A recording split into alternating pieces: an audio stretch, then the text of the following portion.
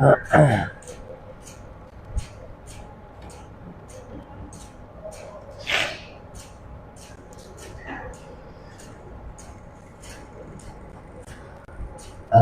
بالله السميع العليم من الشيطان الرجيم. بسم الله الرحمن الرحيم. الحمد لله رب العالمين. نحمدك ربي ونستعينك ونستهديك ونستغفرك ونثني عليك ونكبرك ونعوذ بالله من شرور أنفسنا ومن سيئات أعمالنا. من يهده الله فلا مضل له ومن يضلل فلن تجد له وليا مرشدا. أشهد أن لا إله إلا الله وأشهد أن سيدنا محمدا عبده ورسوله وصفيه من خلقه وحبيبه. أدى الأمانة ونصح الأمة وكشف الله به الغمة وجاهد في الله حق جهاده حتى أتاه اليقين. اللهم صل وسلم وبارك عليه وعلى آله وأصحابه غر الميامين. سبحانك لا علم لنا إلا ما علمتنا إنك أنت العليم الحكيم. ولا حول ولا قوة إلا بالله العلي العظيم. آمين. أما بعد، فالسلام عليكم ورحمة الله وبركاته. Yang berusaha barisan ahli jawatan kuasa masjid yang dikasihi Tuan Imam, Tuan Bilal, seluruh para jamaah muslimin dan muslimat, mukminin dan mukminat, mudah-mudahan Allah merahmati serta memberkati serta mengikhlaskan niat saya dan niat kita semua. Mudah-mudahan Allah menjadikan pagi ini, pagi 13 Ramadan, adalah merupakan pagi yang Allah Ta'ala taufikkan kita dengan sebaik-baik amal, dan Allah jadikan kita berada dalam keadaan yang lebih baik daripada semalam, dan Allah kurniakan kepada kita seluas rahmat keampunan daripada Allah Subhanahu wa Ta'ala. Amin ya rabbal alamin. Hadirin yang dikasihi sekalian, kita sudah berada pada fasa kedua daripada bulan Ramadan, dan kebiasaannya fasa yang datang pada kali yang kedua lebih afdal dan lebih utama daripada fasa yang pertama, dan fasa yang terakhir yang ketiga akan datang adalah lebih besar dan lebih utama daripada fasa yang kedua. Ini adalah hikmahnya, kata seorang ulama daripada tanah Jazirah Arab, mengatakan bahawa ini kerana nafsu dan semangat manusia ini untuk beramal semakin lama dia akan semakin kendur. Jadi dengan hujung itu semakin banyak fadilat akan menjadikan mereka semakin bersemangat. Okey, maknanya kita dah buat 10 hari, biasanya dia akan turun semangat tadi. Tetapi kerana semakin hujung semakin besar fadilatnya, maka orang akan semakin naik dan semakin tinggi semangatnya sampailah kita mengakhiri bulan Ramadan nanti, insya-Allah. Hadirin semua, hari ini adalah hari ke-13 daripada bulan Ramadan. Maka tajuk kita pada hari ini adalah mentadabbur juzuk yang ke-13. Mentadabbur juzuk yang ke-13. Juzuk yang ke-13 ada di dalamnya surah-surah yang tertentu, iaitulah surah yang merangkumi juzuk yang ke-13 adalah surah Yusuf dan juga surah Ar-Ra'd dan juga surah Al-Ra'd. Sekarang kita akan pergi kepada satu surah yang pertama yang di dalamnya banyak pengajaran dan pelajaran, sehingga para ulama tafsir mengarang kitab khas pada membicarakan fadilat dan kelebihan kisah yang ada dalam surah Yusuf. Jadi tuan-tuan, kita tengok dulu kisah tentang surah Yusuf yang berada pada juzuk yang ke-12 dan 13. Walaupun kita 13, tapi sebab juzuk 13 tu diambil daripada kisah Nabi Yusuf dengan wanita yang di istana. Tapi kita akan ambil daripada awal supaya kita dapat banyak pelajaran daripada kisah Nabi Allah Yusuf alaihi salam. Hadirin yang dikasihi sekalian, Nabi Yusuf adalah satu daripada keturunan anak-anak Nabi Yaqub alaihi salam. Okey, anak-anak Nabi Yaqub alaihi salam, yang mana Nabi Yusuf ini adalah merupakan seorang anak yang sangat baik dan sangat dicintai oleh ayahnya. Dan beliau ditakdirkan berada dalam satu keluarga yang memiliki saudara-saudara yang ramai. Okay, jumlahnya 11 orang, termasuk beliau jadilah 12 orang. Dan termasuk saudaranya seorang lagi, Bunyamin, mungkin jadi 13 orang mungkin. Lalu hadirin semua, Nabi Yusuf ini Allah lebihkan dia dengan beberapa perkara. Antara kelebihan Nabi Allah Yusuf alaihi salam adalah kelebihannya dapat mimpi sebagai petanda. Mimpi sebagai petanda. Tuan-tuan, kita kena tengok. Zaman kita hari ini tak ada lagi tambahan helaian wahyu. Wahyu dekat sini habislah. Tak ada tambahan lagi dah. Okey, tak ada cerita benda akan datang. Kalau ada benda tu betul tak betul kita buat, dia tak ada petunjuk lagi dah, melainkan dalam wahyu je. Kecuali wahyu tidak turun menguatkan kita yang baru, tetapi adanya mimpi-mimpi yang baik yang akan menguatkan dan menyokong orang yang beriman. Nabi SAW pernah menyebutkan di dalam hadis, kata Nabi SAW, mimpi orang yang soleh, orang yang baik adalah satu juzuk daripada pecahan-pecahan para Nabi. Faham tuan-tuan maknanya apa? Orang soleh, orang baik, kalau dia mimpi, dalam mimpi orang soleh dan orang baik itu ada petanda baik datang daripada Allah, tapi bukan wahyu. Ingat, bukan wahyu, tapi dia sebagai petanda baik. Contoh, tuan-tuan mimpi cium Hajarul Aswad. Tandanya apa? Tandanya apa? Macam-macamlah tanda ikut. Mungkin dia akan berkahwin dengan orang negro. Agaknya tuan-tuan. Contohnya. Okey, boleh jadi dia dijemput melaksanakan umrah. Boleh jadi dia dijemput untuk melaksanakan haji. Okey, macam itulah tuan-tuan, seorang bermimpi, Sayyidina Abu Bakar dia pernah mimpi bulan jatuh ke Ridha. Dia tak faham mimpi itu. Sampailah ditanya kepada seorang wanita tua ataupun orang yang pengalaman di Mekah. Lalu beliau mengatakan, akan datang satu berita besar di Mekah dan kamu akan menerimanya. Rupa-rupanya berita besar itu adalah seorang lelaki yang mendakwa dirinya seorang Nabi dan Abu Bakar membenarkannya. Itu mimpi. Jadi tuan-tuan yang dikasihi sekalian, mimpi orang beriman adalah penting. Di zaman seperti ini tuan-tuan, dia banyak bagi petunjuk-petunjuk yang baik. Syaratnya orang beriman. Kalau dia orang fasik tuan-tuan, dia kena fikir banyak sikit lah mimpi yang kita dengar daripada dia. Orang beriman yang mimpi tuan-tuan, contoh para ulama mungkin bermimpi Imam Mahdi, kemungkinan tandanya semakin hampir. Atau dia mimpi tentang satu bencana yang besar akan datang dan petandanya itu menjadi tuan-tuan. Jadi mimpi penting. Nabi Yusuf seorang Nabi. Jadi dia pernah bermimpi pada kali yang pertama, yang awal, iaitu dia bermimpi 12 bintang ataupun planet ataupun bulan memberikan tunduk dan penghormatan kepada Nabi Allah Yusuf AS. Beliau menceritakan mimpi ini kepada ayahnya. Ayahnya seorang Nabi dan ayahnya mengatakan, jangan ceritakan ini kepada yang lain. Hadirin yang dikasihi sekalian, rupa-rupanya kisah ini berlaku dalam perjalanan hidup Nabi Allah Musa ketika mana dia menginjak semakin besar, dilihat oleh adik-beradik ataupun saudara-saudaranya yang lain, Nabi Yusuf adalah anak yang sangat disayangi oleh ayahnya. Lalu timbul satu penyakit dalam diri manusia dan tuan-tuan, inilah pelajaran kita. Pelajaran kita, setiap orang yang ada nikmat mesti akan dihasadi. Lalu Nabi Allah Yusuf ketika lebih disayangi, yang lain tu hasad dekat dia. Hasad dekat dia. Apa katanya tuan-tuan? Tuan-tuan tengok dalam dalam ayat yang ke-8 surah Yusuf.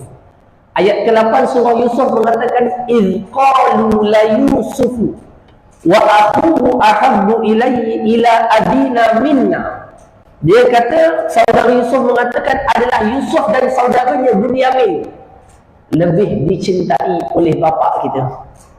Nampak kan? Jadi apa mereka nak buat tuan-tuan? Dia kata kita buat satu konspirasi, hapuskan Yusuf daripada keluarga ini. Lalu mereka pun kata kepada ayahnya, dia kata, ayah, boleh tak bagi kami bawa Yusuf main-main dan berjalan di luar? Ketika mereka bawa Yusuf pergi berjalan keluar, mereka pun buat satu konspirasi untuk buang Nabi Yusuf ke dalam telaga. Bila mati ataupun meninggal Nabi Yusuf dalam telaga tadi, dia balik bawa pakaian Nabi Yusuf, lumurkan dengan darah-darah palsu, binatang punya darah, diletakkan kat situ. Lalu dia kata kepada ayah, ayah, Yusuf telah dimakan oleh binatang buas. Kami tak dapat nak tolong. Hadirin semua, seorang Nabi memiliki perasaan yang benar, iaitu bahawa Yusuf bukan dimakan serigala atau dimakan binatang buas, tetapi Yusuf telah dikhianati. Tetapi ayahnya mungkin tak sebutkan apa dan apa. Dan dia bersabar ketika anaknya Yusuf itu masih budak. Budak lah tuan, mungkin lah, saya tak tahu umurnya tuan, mungkin 7, 10, 12 tahun, macam tu. Ketika masuk ke dalam itu, dan tuan-tuan kita kena ingat, orang yang baik dan orang yang soleh, Allah akan jaga dia. Dan ini pelajaran kita yang kedua. Walaupun anak itu kecil, Umar bin Abdul Aziz, seorang khalifah Islam yang terkenal, memerintah 2 tahun lebih. Ketika ditanyakan kepadanya, dia kata, anak-anak kamu nanti tidakkah kamu tinggalkan harta untuk dia terus hidup dan membesar sebagai anak kepada seorang pemerintah? Lalu beliau mengatakan apa? Dia kata, seandainya dia kata, aku meninggalkan anak-anak yang soleh, adapun apa dia akan jadi ke depan, itu bukan urusanku. Kalau dia orang yang soleh, maka Allah akan jaga kehidupannya ke depan. Tetapi kalau dia tidak soleh, aku tidak menyokongnya dengan harta yang aku tinggalkan. Nampak tuan-tuan? Ternyata ketika kematian Umar bin Abdul Aziz, dia meninggalkan anak-anak yang soleh. Anak-anaknya terkenal sebagai seorang insan yang berjihad di jalan Allah, orang yang baik, bahkan orang yang hidupnya bagus, hatta daripada sudut fizikal dan duniawinya, apatah lagi amalan kerohanian. Ini adalah, sedangkan khalifah sebelum itu Abbasiyah ataupun Umayyah pernah meninggalkan kepada anaknya harta yang banyak sebelum dia mati. Apa yang jadi? Anaknya rosak dengan peninggalan yang banyak, tenggelam dalam kemaksiatan dan kepoya-poyaan, dan akhirnya gagal di dalam kehidupan. Jadi tuan-tuan, yang kedua adalah apa dia? Orang yang soleh akan dijaga Allah. Nabi Yusuf orang yang baik, dimasukkan ke dalam perigi, Allah jaga hatta dalam perigi. Sehingga apabila datang satu rombongan, masukkan tali ke dalam telaga, didapati ada orang pula dalam tu. Lalu mereka pun ambil, selamatkan budak tadi. Dilihat budak ni handsome, bagus, mukanya tak nampak handsome lagi tuan-tuan, tapi budak tu nampak comel, bagus, tegap. Lalu dia kata, budak ni kalau kita jual kat pasar pun bagus. Nampak tuan? Orang zaman dulu ada istilah jual hamba. Tuan-tuan ingat lagi tak cerita Piramli yang kena jual dekat pasar tu? Ingat lagi tuan? Ingat tak? Tuan, cerita Piramli yang jual dekat pasar, dia jual. Okey, hadirin yang dikasihi sekalian, Nabi Yusuf dijual. Pada waktu itu isteri kepada raja lalu dan datang, ataupun raja lalu dan melihat ada budak muda yang dijual. Lalu dibeli budak ini, pada sangkaannya budak ini nanti boleh berkhidmat dalam istana, boleh tolong urusan kerajaannya, boleh tolonglah benda-benda dalam tu, angkat barang ke, akaknya lah macam tu. Bila dibawa pulang, katakan kepada isterinya, ini budak yang baru dibawa balik, perbaikilah pakaiannya, mudah-mudahan dia bermanfaat untuk kita dalam mahligai ataupun dalam istana ini. Anak itu semakin besar, Nabi Yusuf semakin besar. Bila semakin besar tuan-tuan, semakin terselah ketampanan dan kehansaman Yusuf. Ketampanannya luar biasa. Tampan tak tampan ni tuan-tuan, luar biasa punya tampan, luar biasa punya tampan. Handsome sangat. Sampai isteri orang pun kalau tengok Yusuf tetap baik. Tuan-tuan, tertarik kerana terlalu indah, terlalu handsome, terlalu cantik. Tak tahulah tuan-tuan nak khabarkan macam mana, kerana mungkin zaman kita ni yang se-handsome itu saya tak pastilah tuan-tuan. Kita nak umpamakan dengan artis yang mana satu. Tak tahu tuan-tuan. Saya tak tahu. Makcik-makcik agak-agak paling handsome dalam Malaysia ni siapa? Suami sendiri. Cakaplah macam tu. Suami sendiri. Allah Akbar. Duk mikir orang lain pula lah. Okey? Yang paling handsome sekali, Nabi Yusuf alaihi salam ketika membesar dalam tu bukan hanya isteri, raja, gundik-gundik, tukang masak, semuanya minat kat Yusuf. Dah sebelum orang lain dapat Yusuf, baiklah pemaisuri dapat dulu.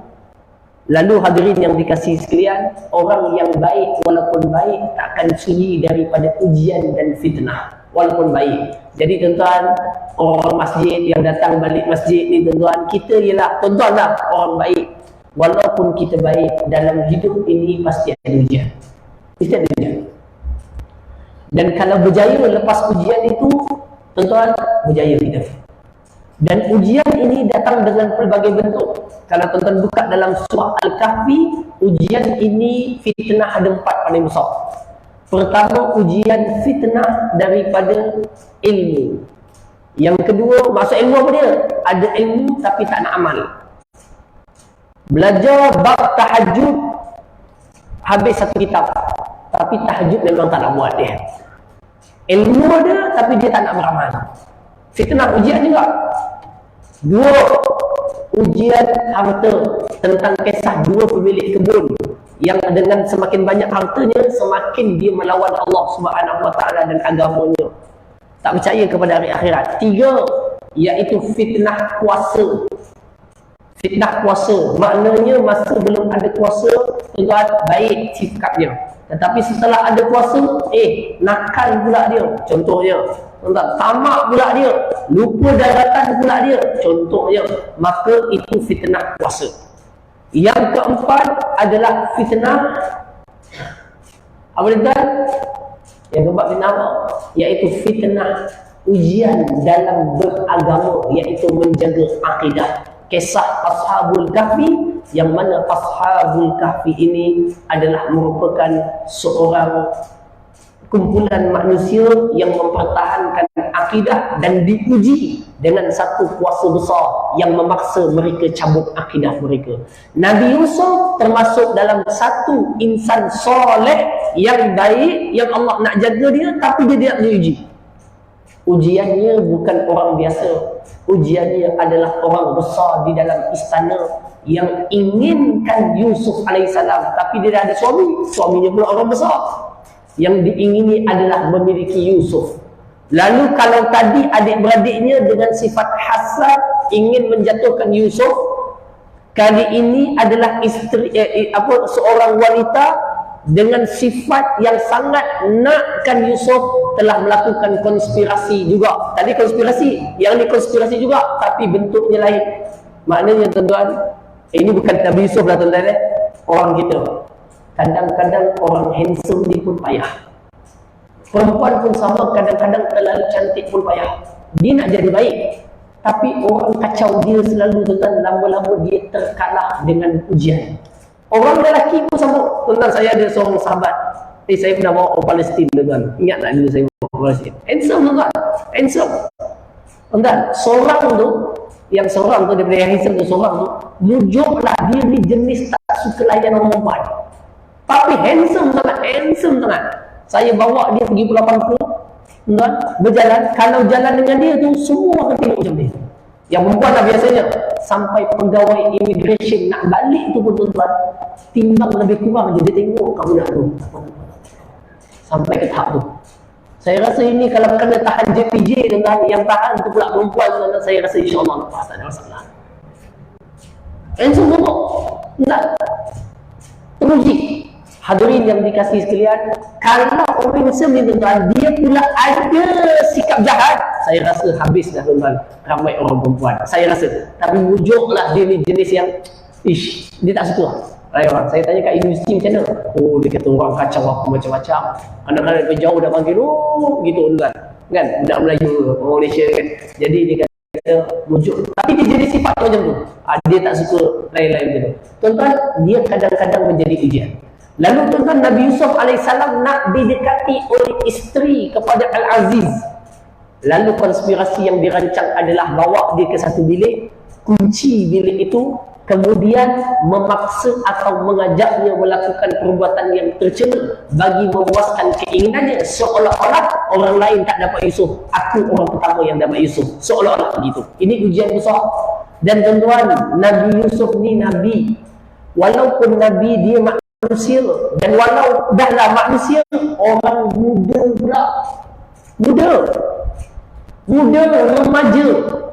Tuan-tuan tahu muda remaja, kalau orang umur 25 tahun, umur 27 tahun, dia memiliki keinginan tidak seperti orang yang dah berkahwin. Tuan-tuan, okay, kalau yang dah berkahwin pun nakalnya luar biasa, lagi yang bujang pantar, yang muda, yang remaja. Pada saat itu pula yang datang seorang wanita ada kedudukan yang besar, seorang wanita yang cantik, seorang yang wanita cukup perhiasannya, dengan kuasanya yang besar. Kalau Yusuf buat apa yang dia nak, dia boleh secure keselamatan Yusuf. So, Yusuf jangan takut, aku orang besar, pegawai penjara tak akan buat apa-apa, orang ni akan selamatkan kita. Hadirin yang dikasih sekalian, godaan itu datang kepada Yusuf. Nabi sebut dalam hadis yang diriwayatkan oleh Al-Imam Al-Bukhari daripada Abu Hurairah radhiyallahu anhu, kata Nabi SAW, 7 golongan yang akan mendapat naungan arasy Allah di akhirat pada saat tidak ada naungan melainkan naungan Allah Ta'ala. Satu daripada 7 itu apa dia? Seorang lelaki, seorang insan yang digoda oleh seorang wanita yang cantik lagi berkedudukan, tetapi dia membalas, inni akhafullah. Baik, tuan-tuan tengok kisah Nabi Yusuf ini, tuan-tuan dirakamkan Allah dalam ayat ke-22 dan 23. Apa Allah sebut? Dan ketika mana sampailah umur balik dewasa, kami bagi kepada Yusuf itu hikmah dan ilmu cerdik. Begitulah kami balas kepada orang-orang yang baik. Kemudian wanita tadi pun menggoda Yusuf, ayat 23. Ketika di rumahnya dan dikunci pintu dengan ketat. Lalu dia kata, kemarilah wahai Yusuf, marilah, kemarilah kepadaku. Tuan-tuan, Yusuf dijaga oleh Allah, dikuatkan pendiriannya. Lalu dia pun mengatakan, kalau aku dipenjarakan pun tak apa, tapi aku tak nak buat perkara ini. Penjara pun tak apa, penjara pun tak apa. Hadirin yang dikasihi sekalian, lalu beliau dibuat konspirasi yang ketiga. Apa dia, tuan-tuan? Beliau pula dituduh mencemar kehormatan wanita. Sedangkan orang tu yang nak kepada Yusuf, dia dapat ujian ketiga. Berat tuan-tuan ujian ni, difitnah. Orang baik kadang-kadang konspirasi. Tuan-tuan, zaman kita hari ini zaman konspirasi banyak. Sebab itu hati-hati dengan media sosial. Tuan-tuan, hati-hati dengan banyak perkara.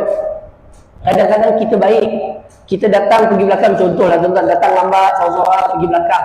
Niat pergi sana, tuan-tuan nak kemas belakang tu, nampak bersepah budak-budak baling biskut, baling aiskrim. Sampai belakang sana, tuan-tuan dah buat, tuan-tuan keluar. Ngam tuan-tuan keluar, rupanya ada seorang muslimat tengah baca Quran, dah siap pun keluar juga. Kemudian ada orang lalu, orang masjid juga. Contohnya tuan-tuan, dia pun nampak, Pak Haji keluar, lepas tu semua keluar.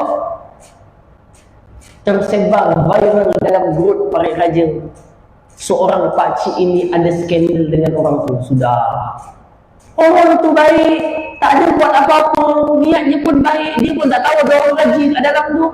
Tuan-tuan, Nabi Yusuf alaihissalam dikenakan konspirasi yang ketiga, iaitu dia dituduh dialah yang nak mendekati wanita. Lalu beliau dihukumkan penjara, masuk ke dalam penjara. Baik tak tuan-tuan Nabi Yusuf? Baik. Tapi tuan-tuan kena ingat, setiap takdir yang walaupun nampaknya kurang baik pada pandangan kita, selama dia soleh, Allah akan bagi hikmah di atas kesabaran ujian yang dihadapi. Ini pelajaran yang ketiga. Ketika masuk ke dalam penjara, bagi pandangan kita masuk penjara ni buruk. Tetapi tuan-tuan, ketika masuk ke dalam penjara, Nabi Yusuf di dalam penjara telah mendapat banyak anugerah. Antara anugerahnya tuan-tuan, kematangan dia menafsirkan mimpi. Satu. Yang kedua, dalam penjara beliau telah berjaya berdakwah. Tuan-tuan tengok kisah dakwah Nabi Yusuf alaihi salam ketika mana beliau berada pada ayat yang ke 35, 36 dan 37. Allah Ta'ala menceritakan kisah bagaimana Nabi Yusuf ambil peluang dengan dua orang yang masuk penjara sama-sama dia. Yang pertama kata kepada dia, Yusuf, aku tengok ni kamu orang baik, boleh tak tafsirkan aku punya mimpi? Mimpi apa? Aku nampak ada burung makan roti atas kepala. Oh gitu. Okey. Yang kedua, melihat, dia kata aku melihat aku perah arak, perah anggur, jadikan itunya arak. Dia kata boleh tak bagi aku apa dia? Tafsiran terhadap mimpi ini. Dua orang dalam penjara. Tuan-tuan, Nabi Yusuf dia tak jawab dulu soalan tu. Dia berdakwah dulu dalam tu. Apa dia kata? Tuan-tuan tengok. Setelah orang tu tanya, tuan-tuan tengok. Dia kata ayat 37 dakwah yang dibuat. Ayat 38 dakwah yang dia buat. Apa dia kata? Dalam ayat 37 dan 38, dia kata qala la ya'tikuma ta'amun turzaqanihi illa nabba'tukuma bi ta'wilih. Wahai dua orang sama-sama di penjara bantuan dengan sebelum makanan sampai kepada kita, aku akan ceritakan takwilan mimpi yang kamu dapat. Apa makna mimpi tadi? Hadirin yang dikasihi sekalian, sebelum dia cerita tu, dia pun kata apa? Dia kata inilah apa yang Allah ajarkan kepadaku dalam menafsirkan mimpi. Aku telah meninggalkan agama yang kaumku yang mereka itu tidak beriman dengan Allah. Okey, sedangkan aku ini ikut ajaran Ibrahim, ikut ajaran Ishak, ikut ajaran Yakub. Tuan-tuan, apa kaitan cerita dengan mimpi? Ada kaitan tak? Ada tak kaitan? Tak ada. Inilah dakwah Yusuf. Yusuf dalam penjara mengambil peluang walaupun pendek untuk berdakwah, ajak mereka kepada Islam. Ini namanya peluang. Sebab itu tuan-tuan, saya cakap banyak juga lah di tempat mana-mana masjid. Saya kata tuan-tuan, kita duduk dalam negara kita ni, kita masih ada keluasan untuk berdakwah. Ambil peluang ini berdakwah semaksimal mungkin. Ambil, buat. Khususnya kepada orang bukan Islam yang duduk sekitar kita. Dekati mereka, gauli mereka, campur dengan mereka. Di Perak Raja ni pun tuan-tuan, banyak juga komuniti Muslim tapi tak majoriti, tak macam di bandar. Ada, tuan-tuan, dekati mereka. Ajak pergi datang majlis-majlis yang kita buat, makan-makan ke, open house ke, buat. Dekati. Daripada dekati itu tuan-tuan, sikit-sikit jadi kawan, senang kita sampaikan maklumat. Nabi Yusuf dalam penjara, ambil peluang duduk penjara, sampaikan agama. Sampaikan risalah tauhid, sampaikan risalah Islam. Hadirin yang dikasihi sekalian, lalu katanya tuan-tuan, maka lana an nusyrika billah, ayat 38. Dia kata tidak patut saya mensyirikkan Allah dengan sesuatu Allah telah bagi kepada saya. Barulah dia tafsirkan mimpi dua orang ni tadi. Cuma tuan-tuan, ni ceritanya tuan, tersalah langkah orang ni. Orang ni, Nabi Yusuf dah kata kamu ni akan dilepaskan daripada penjara. Nanti kalau kamu dah keluar penjara, tolong kabarlah dekat orang besar keluar penjara, aku disian sekian bulan bin fulan bin fulan, aku tak bersalah sekian dan sekian. Orang itu betul-betul keluar penjara. Bila keluar penjara, dia lupa Nabi Yusuf dalam penjara untuk disebutkan tadi. Sampailah satu masa raja ataupun besar tadi, dia mimpi pula satu mimpi. Apa dia mimpi tuan-tuan? Iaitu 7 ekor lembu besar. Dan dia mimpi 7 ekor lembu besar. Dirakamkan oleh Allah Subhanahu Wa Taala dalam Al-Quran pada ayat yang ke-43. Okey, 43. Dia kata apa? Aku melihat, sesungguhnya aku lihat 7 ekor lembu yang gemuk dimakan oleh 7 ekor lembu kurus. Lembu gemuk makan 7 ekor lembu kurus. Dia pun tanya dekat semua menteri, wahai para menteri, apakah makna mimpi aku? Saudara, sakat ni tak pernah berlaku lagi. Tak pernah berlaku lah kot agaknya. Perdana Menteri cerita mimpi dekat jemaah menteri dan minta jemaah menteri tafsirkan. Setakat ni tak ada lagi, tak pernah keluar berita lagi. Tapi ni raja ni, dia sebut kepada menteri-menteri dia. Dia kata saya mimpi 7 ekor lembu besar makan lembu kurus. Agak-agak maknanya apa tuan? Semua menteri itu tuan-tuan tergamam dan tak tahu nak cakap apa sebab tak ada ilmu tafsirkan mimpi. Sehinggalah lelaki yang bebas tadi ni teringat dulu masa dalam penjara ada orang yang tahu tafsir mimpi, iaitu Nabi Yusuf yang namanya Yusuf. Tuan-tuan, apa pelajarannya? Yang keempat, kawanlah dengan semua orang. Satu masa nanti mungkin kita perlukan pertolongan dia pada saat kita tak terjangka. Makcik duduk macam ni kan, duduk macam ni kan. Kenal orang sebelah yang baru nampak, tengok. Entah kita kenal entah kita kenal ni. Oh, boy band. Kerja mana ni okey dah lah, ambil nombor telefon, tentang ajak datang rumah sekali dah. Kan? Tiba-tiba ada satu masa kita alami masalah, contohnya. Masalah kita macam mana nak uruskan loan yang ada bermasalah ni, yang sekian dan sekian. Kita tak tahu, pergi bank susah sangat urusannya. Dia kata makcik tak boleh gini kan. Kebetulan tuan-tuan, orang tu baik dengan kita. Kita pun tanya macam mana ya? Ada kita tak apa-apa, saya tolong. Surat ni saya buatkan settle. Tuan-tuan, kita tak tahu waktu bila nanti kita perlukan teman-teman yang kita kenal. Nabi Yusuf, orang dah dikenal Yusuf dalam penjara, dia keluar dia lupa. Tapi masa orang tanya pasal dia teringat balik, dulu ada orang. Kita pun macam tu kan. Hadirin semua, saya dulu buat urusan bank macam tu lah tuan-tuan. Kalau ikutkan tak lulus, saya ada buat kebukaan permohonan, tak lulus. Kebukaan tak lulus, susah. Tapi kebetulan dan seorang tu rapat, baik. Dia buatkan surat sokongan dan permohonan. Surat sokongan. Okey, minta orang pegawai bank yang besar tu, tolong sokongkan, terima. Okey, dia katalah saya ni boleh, komitmennya bagus. Okey, contohlah macam tu. Dah lama ni cerita 3 tahun lepas contohnya. Okey, buat boleh dan dapat sokongan. Maknanya kadang-kadang kita kenal dia sekejap, tetapi pengenalan sekejap itu boleh memudahkan kita pada masa akan datang. Sedang kita berhenti dengan 7 suku, insya-Allah. Saya pun masuk kerja, ni hari ni kerja. Hari ni hari kerja. Baik, hadirin yang dikasihi sekalian, ketika Nabi Yusuf AS keluar melihat itu dan dikatakan kepadanya ada seorang dalam penjara pandai tafsir mimpi, lalu dikeluarkanlah Yusuf. Dan Yusuf pun kata kepada raja tafsiran 7 ekor lembu. Lembu apa? Lembu sado makan 7 ekor lembu kurus. Apa makna dia? Semua tak dapat tafsirkan. Yusuf dengan ilmu yang Allah ajarkan kepadanya, dia kata apa?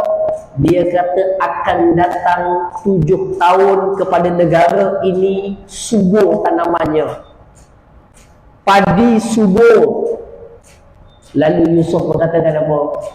Jangan guna semua hasil kesuburan itu untuk dimakan atau dibedakkan kepada rakyat. Nanti jangan guna semua. Guna mana yang perlu, mana jual, ataupun hasil tu disebarkan pada kadar yang perlu je. Bakinya simpan dalam gudang ataupun biarkan dekat pucuk. Jangan apa? Jangan tuai. Biar dia lama dekat pokok. Kalau dah terpaksa ambil simpan dalam gudang. Jangan buat. Kata Yusuf AS, kerana bagi aku tafsiran makna 7 ekor makan 7 ekor adalah datang 7 tahun musim subur, penghasilan banyak, kemudian lepas 7 tahun akan datang musim kemarau yang penghasilan tak ada. Kalau dihabiskan duit terus, nanti datang waktu kemarau, bahaya untuk negara dan rakyat dan masyarakat. Jadi caranya apa? Iaitu ambil kadar keperluan, simpan yang baki. Ketika datang 7 tahun yang baru, nanti gunakan simpanan yang ada, tuan-tuan, untuk digunakan pada saat-saat terdesak dan mendesak. Hadirin yang dikasihi sekalian, ini tuan-tuan adalah cara berfikir seorang ekonomik, orang yang pandai ekonomi. Siapa dia? Yusuf. Siapa yang ajar Yusuf? Siapa yang ajar Yusuf? Tuan-tuan, sepanjang kisah Yusuf kecil tadi sampai Yusuf masuk penjara, tuan-tuan ada dengar tak Nabi Yusuf AS masuk kelas ekonomi?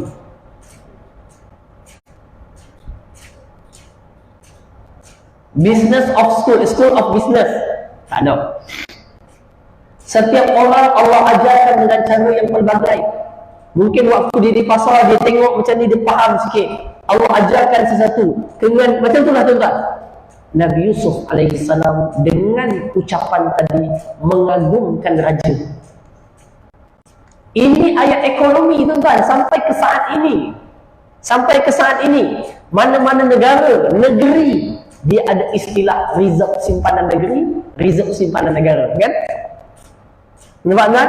Ini kaedah. Bahkan tuan-tuan sendiri dalam hidup sendiri gunakan kaedah yang sama.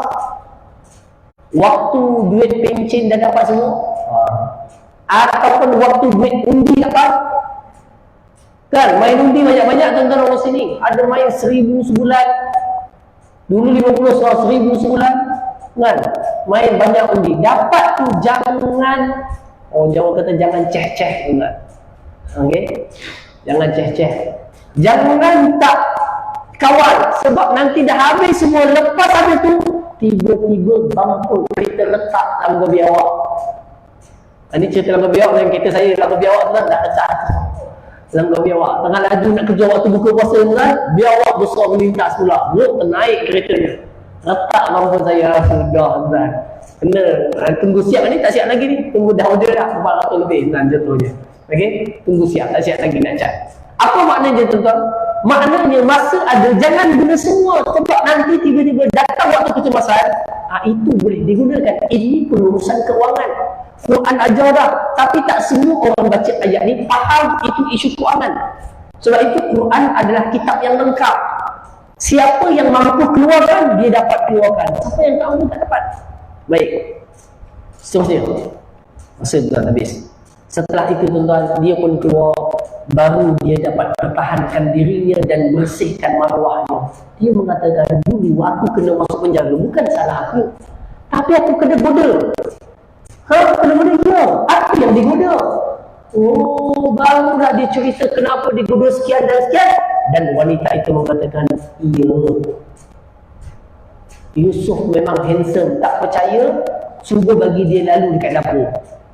Orang tengah potong bawang, potong carrot, potong, nampak Yusuf lalu, tuan-tuan. Nampak Yusuf lalu, dia tak sedar, tergambar dia sambil pisau jalan, terluka tangan.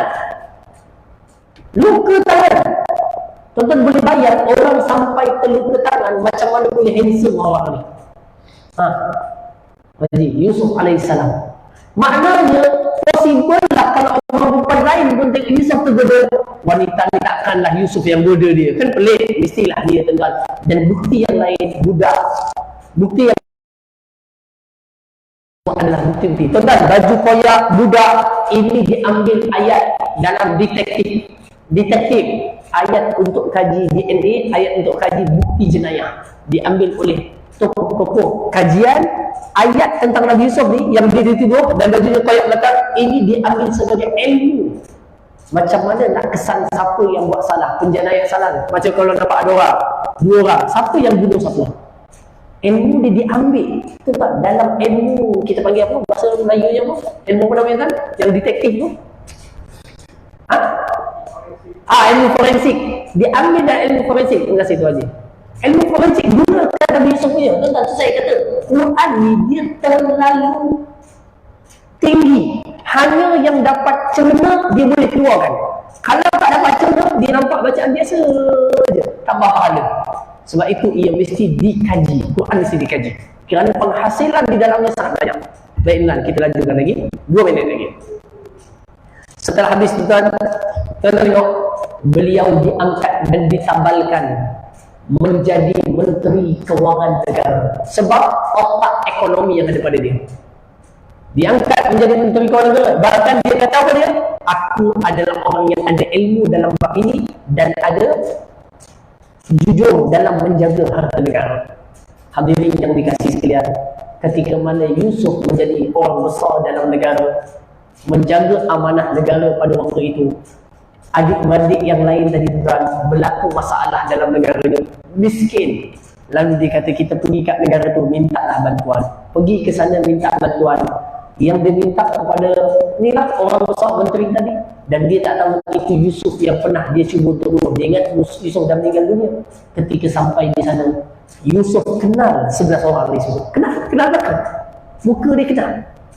Yang dia tak kenal, Yusuf dah berubah. Yusuf kenal dia. Kenal. Ketika nampak Yusuf sangat merindui saudaranya Bunyamin yang baik bersama dengan dia. Dan pada waktu itu Yusuf pula buat konspirasi, tapi konspirasi itu baik. dia nak duduk dengan saudaranya Bunyamin. Cara dia macam mana? Dia buat satu konspirasi, dia ambil satu bekas tempat ambil gandum, tuan-tuan, ataupun beras, dia masukkan dalam bekas yang Bunyamin bawa. Mana Bunyamin katalah bawa keldai, bawa bekas negara punya ni, dia masukkan, dia minta orang tu macam ni, dan masukkan dalam tu. Lalu dia pun kata, bekas cupak raja hilang. Bekas cupak raja hilang. Siapa yang didapati ambil, dia tak boleh balik, dia kena tahan kat sini. Tuan-tuan, dia kena tahan kat sini. Sebenarnya itu konspirasi. Tujuannya Yusuf nak dapat balik saudaranya Bunyamin yang sangat disayangi, puluhan tahun terpisah. Sekali tuan-tuan, pemeriksa pun cek satu kantong, sampai kantong Bunyamin. Tengok ada. Dia kata, tuan, ini. Sebenarnya Yusuf tahu dah, dia akan dapat. Tuan-tuan, lalu dia pun kata, sebenarnya aku ada Yusuf. Innaka la anta Yusuf, qala ana Yusuf wa hadha akhi. Kamu Yusuf? Ya, aku Yusuf. Ini saudaraku Bunyamin. Tuan-tuan, semua tadi tunduk, malu, ingatkan, kenangkan apa yang mereka buat dulu. Maknanya apa tuan-tuan? Orang jahat dan orang zalim lama-lama akan menyesal. Allah takkan tidur dengan apa yang orang zalim buat. Satu masa dia akan dibalas oleh Allah Subhanahu wa taala. Hadirin yang dikasihi sekalian, itulah kisah Yusuf yang akhirnya Yusuf dapat kembali kepada ayah dia, dapat kembali Bunyamin, dan mereka hidup dalam keadaan baik. Hujung ayat ni Allah tutup dengan ini pelajaran kita. Allah Taala kata dalam kisah Yusuf, ayat ke-90 adalah pelajaran besar. Apa dia bilang? Katanya apa? Innahu mayyattaqi wa yasbir fa innallaha la yudhi'u ajral muhsinin. Sesungguhnya siapa yang bertakwa dan sabar, dua kata kuncinya, takwa, sabar, Allah tak akan sia-siakan dia. Yusuf mendapat kemuliaan dengan orang hasad kepada dia. Hadirin yang dikatakan, dan ada satu doa kita boleh amalkan dalam doa ni dalam kisah Nabi Yusuf, iaitu doa minta Allah ajarkan kita memahami suatu benda seperti mimpi dan sebagainya. Doa itu pada ayat 101. Rabbi qad ataitani minal mulki wa 'allamtani min ta'wilil ahadits fatiris samawati wal ardh anta waliyyi fid dunya wal akhirah tawaffani musliman wa alhiqni bis shalihin. Doa minta kawan yang baik, doa minta sahabat yang baik, doa minta teman yang baik, doa Allah Ta'ala matikan kita dalam Islam. Inilah doanya pada ayat berapa tu tadi? Selamat tuan-tuan. Ini setara tak tulis tuan-tuan, Pak Haji tengok. Jadi saya cadangkan jangan tulis dah balik. Pakcik, saya tak tulis, saya tanya boleh jawab ayat berapa. Jadi yang tulis kalau tak boleh jawab pun jangan tulis depan ni dah. Okay? Jadi wallahu subhanahu wa ta'ala alam. Mudah-mudahan Allah merahmati pertemuan kita, memberkati majlis kita. Aku qawli hadza wa astaghfirullahal azim li wa lakum. Wassalamualaikum warahmatullahi wabarakatuh. Subhanakallahumma bihamdik asyhadu an la ilaha illa anta astaghfiruka wa atubu ilaik. Allahumma anfa'na bima 'allamtana wa 'allimna ma yanfa'una wa zidna 'ilma. Rabbana atina fid dunya hasanah wa fil akhirati hasanah wa qina adzabannar. Alhamdulillahirabbil alamin. Petang ni lepas asar sambungan juzuk ketiga surah Al-Ra'd di Masjid Farid Qadi, insya-Allah, kalau tak ada apa-apa, insya-Allah.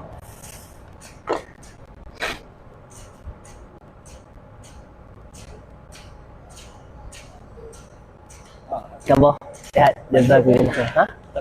Betul lah. Ada ya?